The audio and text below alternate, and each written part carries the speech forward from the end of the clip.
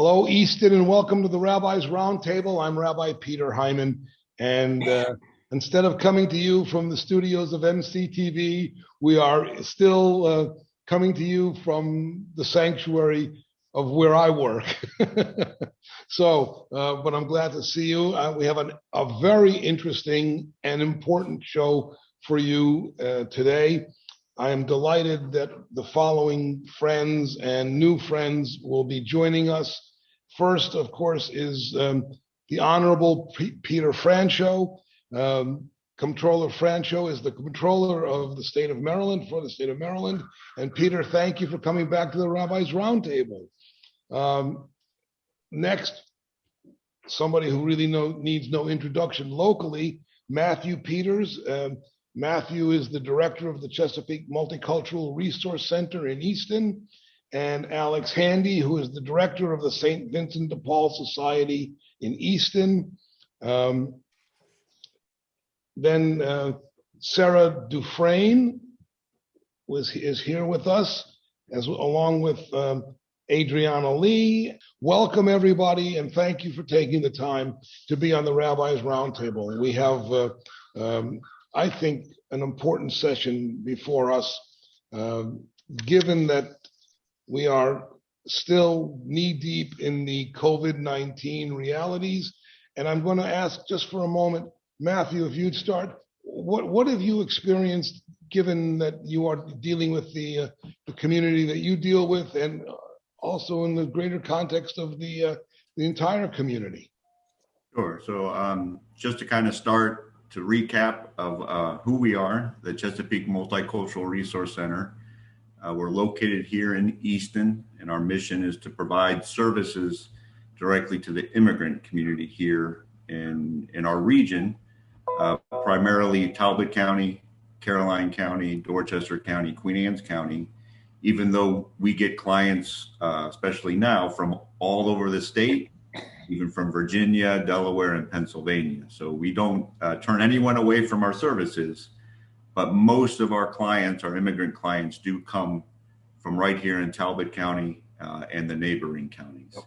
So as we're coming up on our year anniversary of the closures and everything with COVID-19, our organization has benefited in terms of funding, local funding sources coming in for us to be able to handle the dramatic increase in services being required.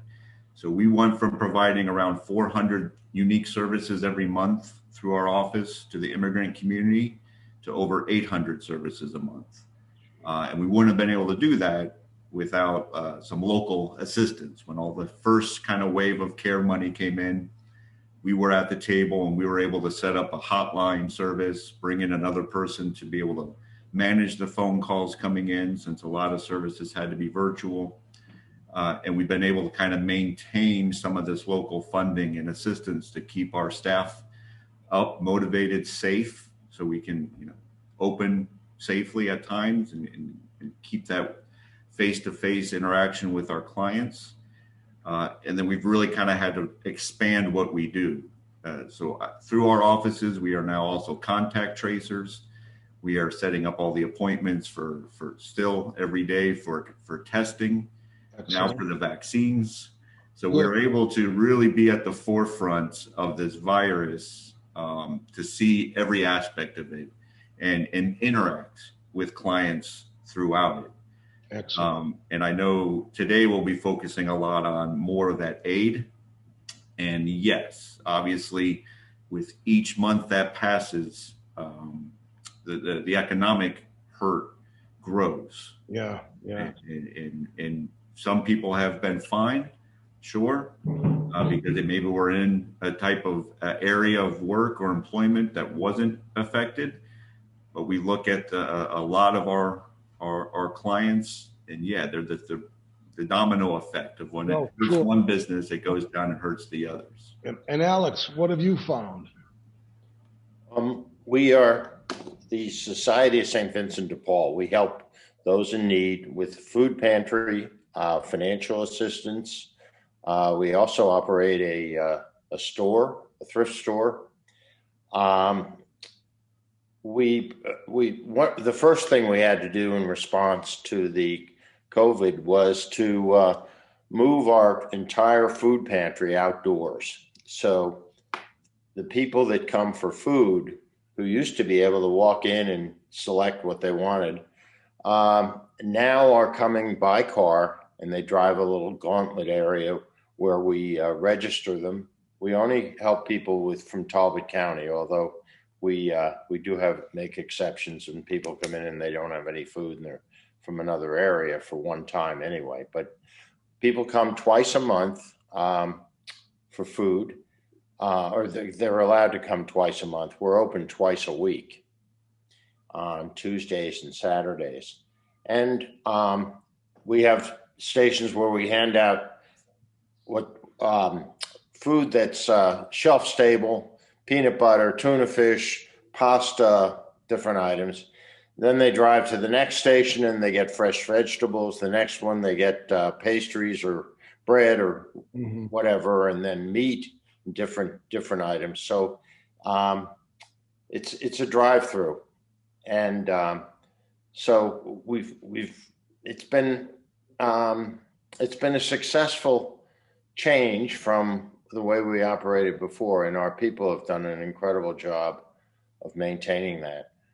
One of the ways we generate revenue to help financially those in need is through our thrift store, and that was closed for 3.5 months, just strictly because of the COVID. Wow. So we lost that revenue, but we've kept going, and we haven't closed the food pantry at all. As far as helping people financially with rent, utilities, homeless, we've been doing that pretty much remotely. And the number of people has declined during part of the COVID because there was a moratorium on the payment of rents and utilities. So we saw that the number of people requesting assistance in those areas drop. However, the homeless situation has done nothing but increase. And there's not, the shelters are closed, at least the temporary shelters because of the COVID. Right. So we've been putting people up. Most of them go to the local motels, and that's where we put them up. Well, I know that these are challenging times. I will tell you that just from my perspective, and if you asked Father Nash or any of the other of my colleagues, we have been really dealing with people who are not only are they hurting, but they've never expected to hurt this way. And that's really an interesting insight. I'm going to ask that Comptroller Francho begin responding, and his staff, of course, if they want to. And when, as I said, when Senator Eckert comes in, we will deal with her. But I know that Governor Hogan signed the Maryland Relief Act into law. Peter, would you just give us a little bit of try to understand what this means for Marylanders? Well, not much. Okay. And the problem is that we have a third of our population in Maryland who are suffering the effects of a very, very deep recession analogous to the 1930s depression. And I was listening very closely to what Matt and Alex was saying. I don't think people fully understand the extent of the suffering that's going on in Maryland right now, because a third of our state is essentially 2 million people. And the folks I'm talking about have, for 10 months, had no income, nothing coming in. No money for food. They don't have any money right now. They don't have any money for food. They don't have money for medicine. They don't have any money for rent. God forbid they have any money for rent. So the state, the other 2/3 I think you mentioned stir crazy. There are other 2/3 of the state is just fine, but they're stir crazy. We are getting paid. We're working remotely. We live in relatively safe, comfortable homes where we're not affected by COVID, like the 1/3 are. The 1/3 live in more congested environments and are disproportionately affected by COVID. So it is basically a very, very difficult situation for that bottom third, with I call them low wage earners. And I really applaud Matt and Alex for the work that they do. I think the Comptroller's office selected them for individually for William Donald Schaefer Helping People Awards because of the work that their organizations do. And thank God we have you two, and we have other organizations that are providing assistance. Because hundreds of thousands of individuals with good, who are good neighbors and good friends of ours are desperately up the creek right now without a paddle. Okay, that's the context. What happened with the state stimulus? I don't mean to be dismissive of it. There's a $300 check and a $400 check being sent to 430,000 recipients. These are all EITC eligible people, and the Comptroller's office is the paymaster, and we have distributed those transactions within 3 business days. We put them in people's bank accounts and or sent them a check in the mail. It's not much. I mean, if you have thousands of dollars of accrued debt and somebody sends you a $300 check and says, boy, hope this really helps, it doesn't help much. Now, the problem with the state relief is that, and I'll just finish with this, is that the governor picked the wrong program to filter the relief through. Earned income tax credit is a fabulous program. We have Sarah Dufresne from our office and Adriana Lee on the phone. This is probably the most successful anti-poverty tool that's ever been utilized. It's a federal program, and we've added on a state EITC. I'm trying hard not to criticize the program simply because it's the filter through which all of the relief has gone through. The problem with the program is it's complicated, and it's what we call document rich is the bureaucratic way of describing it. You have to have lots of documents to get accepted into the earned income tax credit. Anyway, that's who has been that's kind of filtered through where the grants go. Unfortunately, it leaves out 86,000 ITIN filers. These are folks that do not have Social Security numbers, but are paying taxes using a tax number from the federal government. These are many of them legal, who have green cards but no Social Security number. Some of them are undocumented, but they have worked often for decades in Maryland and pay taxes. Specifically, 86,000 families of them are in Maryland. They paid us last year $100 billion in state taxes. I mean, give me a break. These people, because they don't have a Social Security number and they're not members of EITC, therefore they should be excluded from relief. I mean, come on, where's everybody's sense of morality and equity? So I was pleased to see that the legislature tried to correct it by saying, look, these ITIN supporters are eligible for the state share of the EITC. And Addie Eckert, to her credit, was the only Republican senator who voted for that legislation, which has been approved now. Good to know. And so that's for this year, next year, and the year after. Folks with ITIN numbers can apply for the state earned income tax credit. The earned income tax credit essentially gives a sliding scale of relief to any family that earns less than $56,000.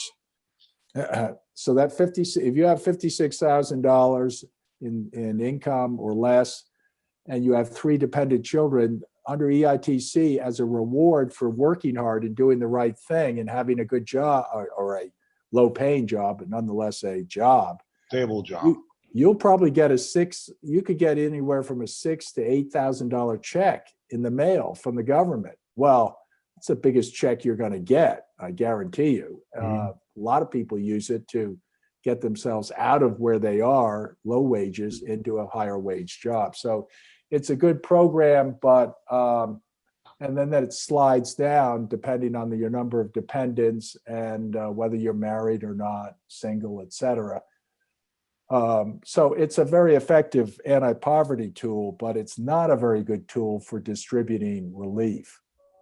Thank you. I will finish with that, I guess. It's a little complicated. I'll go back to you in a minute. I want to ask, Adriana, in your capacity as Hispanic Affairs Outreach Manager, what's your perspective? What have you seen? You're statewide, I suspect, and you must have a lot of stuff dealing with right now.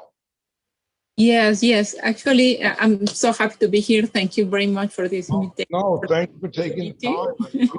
It's important. Yes, the Hispanic community has been affected very hard with the pandemic. And in my case, that I'm working with the taxes to help the community, I know that they need really to get their money back, the refund. So when English is just your first language, taxes are already difficult and overwhelming. So imagine if you don't speak English, there is a tremendous need in the Hispanic community and immigrant community also to understand our tax systems and also the services that we provide to taxpayers. Just to let you know, in 2016, we received around 20,000 phone calls in Spanish. And 3 years later, that number jumped to around 70,000 calls. So wow. I'm pretty sure that there we have more than that. The problem is that immigrants and Hispanic taxpayers are much more likely to become victims of tax fraud. That's why we are trying to create relationships with different groups. We are working with nonprofit organizations, with schools, with universities, churches, chambers of commerce, and consulates. We are trying to be in every Latin social media so we can share important information and educate the immigrant community. We are also, we keep a list, an updated list of blocked tax preparers. So we tell our community that they can go and check in that list if the tax preparer that they are choosing is there, so they can avoid to work with these people. So, and now that they are going to have this opportunity to apply for the earned income tax credit, that I'm very grateful with Mr. Franchor, because he has so hard for this group, the filers that are using 19 to file their taxes. We need to reach out to the community and educate them about this very important tax credit. Around 20% of the people that could be eligible for this tax credit, they don't apply. They don't know what that is. And also we have some tax preparers that they don't tell anything to the taxpayers, and they don't fill up the application for that. So we are trying to reach out to the community and tell them about this so they can get this refund, a better refund, or pay less taxes, and they can receive this help right now with this pandemic. You know, I have to tell you, I'm always, when I read scripture in the context of the service, I always say this is a very important scriptural reading. And then people laugh because I say it about every week. But I am learning so much. This is even more important to show than I thought it was going to be. And there is just some of this stuff that Peter, you've said, and Adriana, you've said, and Sarah, you're going to talk next. But you know, it's eye-opening and it's really critical. I mean, we have a huge responsibility to help and assist and make sure that those folk who need that actually get it. So for what all of you are doing, I'm deeply appreciative, you know, from a clergy perspective. So Sarah, what's your take on all this, and what do you want to share with us? Thank you for having us. Also, just wanted to echo a couple of things that Adriana said is that, we unfortunately in the Comptroller's office in Maryland is at the forefront of this with trying to target preparers that are targeting Marylanders. And we have taken a very unique step of blocking those preparers that Adriana mentioned. So we keep a list up to date of preparers that are actually blocked from electronic filing. And I would urge anyone, if they're trying to find a new tax preparer, to make sure that their tax preparer is, educated and gives them the right information. A couple of things we always talk about is if you go to a tax preparer and they promise you a certain number, or they tell you they're going to get a certain amount of refund, or they want you to pay something large up front, that might not be the best person to go and give to you, all of your financial information to. So we have lots of information out there for the community about picking a good tax preparer to help you out.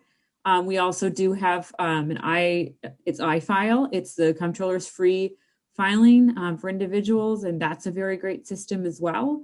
But what I want to say on this is that our office is also working overtime behind the scenes furiously to make sure we can get these changes in and get the new forms available to people that have been affected by the Relief Act, and especially the ITIN filer group. So who can, as we know, this passed, sorry. Go ahead, no, you finish. I was just going to say this passed after our filing season had opened. So we have to go back and revise our forms to make sure that all of the people that are eligible for this relief can get that relief. So who can people contact if they need this kind of help? Is there how do they go about finding?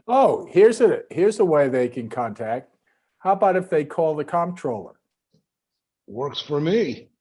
Personal cell phone right here. 301 area code. I got it right here too. Go ahead. 301-332.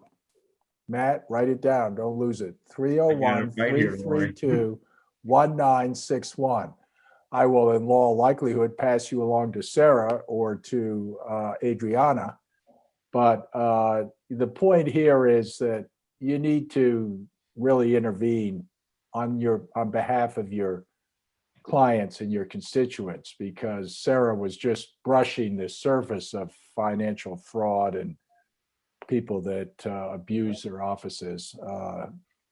These forms it's important to have them filled out properly. And Sarah might indicate that there's a cash campaign, Sarah, and some other not-for-profits, including us, who you can schedule an appointment with, and we will try to be helpful. But once again, it's not an easy program for somebody individually to navigate.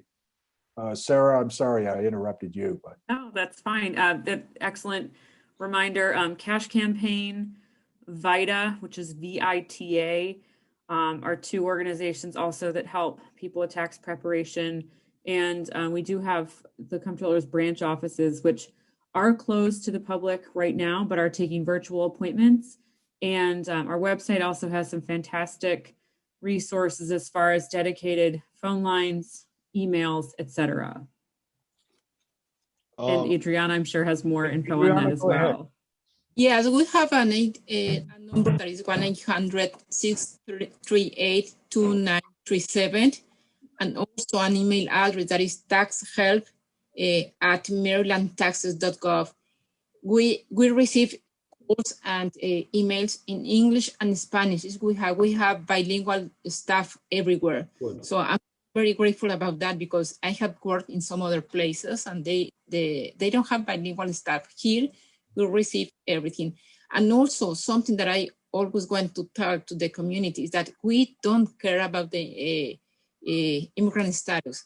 We don't work with immigration, so they are safe if they come to us and ask us for help, because sometimes they don't know where to go to get help about the tax. So we are here to help, and we are receiving calls. We are being contacted by Facebook, by calls, by email. So we are here to help. Could I ask a question of Matt and Alex? What federal or state relief have you received at either the Multicultural Resource Center or the St. Vincent de Paul Society? So We've gotten CARES money, and we've gotten what is it, 37, whatever the number is. So we've gotten funding, and we also, the Maryland Food Bank has been they've passed along any free food that they've been given. They've been very generous with us in terms of the amount of money they've charged us for what the food is that we're getting. Glad to hear it. Matt? So our organization was able to get the PPP loan, which helped reinforce us, especially through the months of last March through last July. Really helped us clear up a lot of doubt. We've been able to tap into other local funds, Midshore Community Foundation, that to bulk up for COVID relief and securing our offices and our staff. And then, as I mentioned, the CARES money that came through the health departments, they contracted us with that money to assist with the contact tracing. We have in Caroline County, we have our hotline in Spanish and in Haitian Creole. So we manage that, and we continue those relationships with the health departments as, again, we're kind of in the forefront. So again, we, as an organization, we've been blessed to be able to, have the funding back up the work that we're doing here at our center. I decided to run for comptroller years ago. I've been comptroller 14 years. It's when Bob Ehrlich, the governor, then said that he was quoted, multiculturalism is bunk. That was the exact quote. And unfortunately, my predecessor— I've heard here many times. Sure. Yeah, William Donald Schaefer adopted that same philosophy, and he famously stormed out of McDonald's saying he will not deal with anybody who can't speak English or something like that. It was some ridiculous statement. And here we are, many years still later. Today, that saying is heard. Yeah, well, we're still struggling with this because I get a lot of people saying, why are we giving taxpayers relief to individuals who are immigrants? Well, first of all, we're human beings. That's why we're doing it. Second of all, guess what? They pay taxes just like you do, and they deserve to be included in whatever relief is available. And thirdly, economically, it helps the state if we're providing one-time only stimulus money to individuals who spend it very quickly.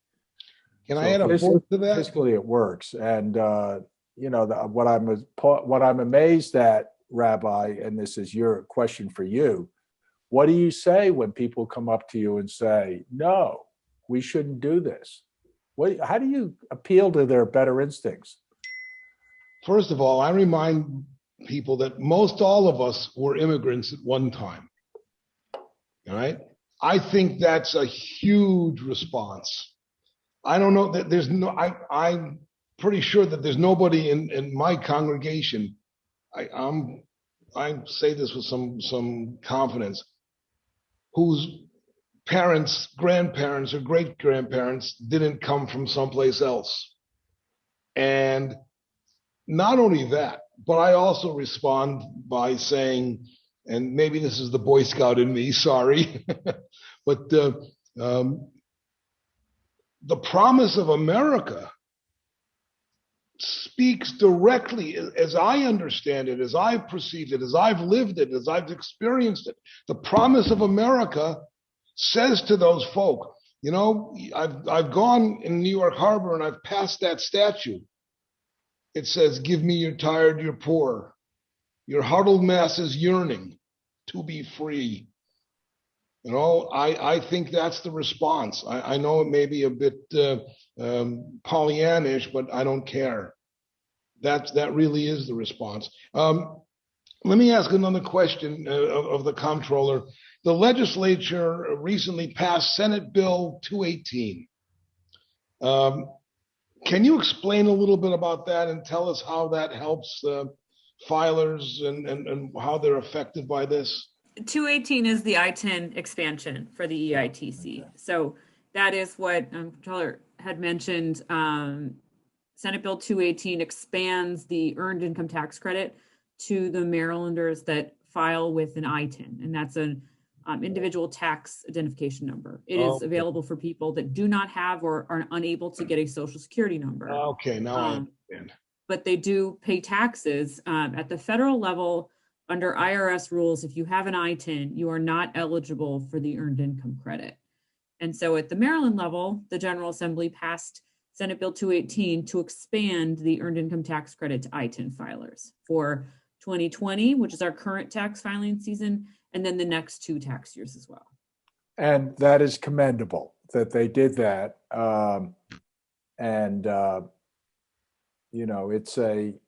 They also, I think simultaneously, Sarah, maybe in the relief bill, raised the Maryland share of the federal earned income tax credit from 24% to 48%. So we're now the most generous state in the country, which is good because we're the richest state in the country. We should be number one. We have if you're just applying for the Maryland AITC, that's still a big chunk of money if you're up at the $50,000 level and have 3 dependents and qualify. The problem there, of course, is that in order to get it this year, you have to go and find an accountant or somebody to help you file and become eligible for EITC at the state level. And, you have to, that's something that's not a particularly easy process. But having said that, I still applaud Senator Eckert. I'm told, I don't have this in front of me, but was the only Republican in the state Senate that supported that. So Rabbi Hyman, you have some work to do over there with Republicans, Eastern Shore types. We'll talk offline. Yeah. But Gabrielle, if Gabrielle's still on the line, if Addie can't join us, you should say something on her behalf. I don't mean to put words in her mouth, but I've always associated Senator Addie Eckert with integrity and honesty and compassion and empathy. As most of us. And maybe Gabrielle, you want to say a word on behalf of her. Hi. Yeah. So I'm sorry. The senator, she went right from session right to committee, as the nature of session is. Just tell her that I will invite her back. She's got a standing invitation, but please go ahead, Gabrielle. Yeah. They debated this bill a lot in committee and on the floor. But Senator Eckert spoke to a lot of her constituents who are being impacted by this and some businesses. And she heard firsthand stories about, immigrant families that were being affected and how hard they were getting impacted by the COVID pandemic. So after hearing these, that's why she decided to vote where she did. She wants to make sure that these people are getting the resources they need, especially during this critical and unprecedented time. So you can always, email us or call us if you have any other follow-up questions about these bills that are coming through session, and then our office will definitely get back to you. Thank you. This has been a really important and informative session of the Rabbis Roundtable. Before we conclude, Comptroller Francho, anything else you want to add? No, just stay safe. I mean, we're in a very political environment right now as far as the virus, unfortunately, and there are variants of the virus. This is a dangerous, somewhat mysterious virus that's mutating, and we just need to make sure we wear masks and take it easy for a couple of months until the vaccinations are all in people's arms. And then we're going to get back to something familiar as far as prosperity and affluence in the state. But we want to make sure, A, we're alive personally, and B, to the extent businesses and other institutions can stay and survive also. At the end of this calendar year, we're going to see something really spectacular as far as an economic recovery. But in the interim, we've got a lot of difficulties, I guess is the way to describe it. Nope. And once again, I want to conclude by just thanking Matt and Alex, because without organizations like yours, literally people would be unfortunately dying. Yep. And you guys are our frontline troops. God bless you. I'm so glad you're there. And please tell your colleagues elsewhere in the nonprofit area how important it is that they continue their work for at least 6 months. Thank you, Peter. Sarah, anything you want to conclude with? Just to say again, for anyone affected by these most recent changes, the forms are furiously being worked on right now. And once they are available so that people can take advantage of all of this relief expansion, we will put that all over our website and our social media channels to make sure that people know when those forms are available so that they can file to claim this relief. Very good. Sarah, your contact info is up there, I take it somewhere. Or please post it. Somebody should post it, because Sarah knows more about taxes, or she's forgot more about taxes in the last 5 minutes than I ever knew. So hopefully there's some way they can email you, perhaps. Sarah. Nick will put up the contact. Did you give us the phone number? My direct dial at work is 410-260-6181. We'll put that up as well. And Adriana, any last words? Yes, one of the best things that I have working here with the agencies is also meeting people like you, that you have an organization that are always helping the immigrant community. So I'm very grateful to be here and to meet you. And I'm gonna email you so we can send the information of the tax classes that we are providing to the community. So maybe we can work with you as well as that. What we want is for every immigrant that they are able to file their taxes and feel secure, and also receive the refund if they need. And thank you for letting me be here, and you have my information. I'm happy to help in any way. No, thank you all very much for taking the time. Matt and Alex, you will be back as well. This will not be your first visit to the Rabbi's Roundtable. To all of you, given that this is such an important time and such a critical moment, I thank you for taking time out of your busy schedules to not only be on the Rabbi's Roundtable, but to inform the community what's happening, how they can be helped, and what's out there, and in general knowledge of public awareness. So on behalf of the Rabbi's Roundtable and myself, thank you all. I really appreciate your time, and we will see you next time, Easton, on the Rabbi's Roundtable.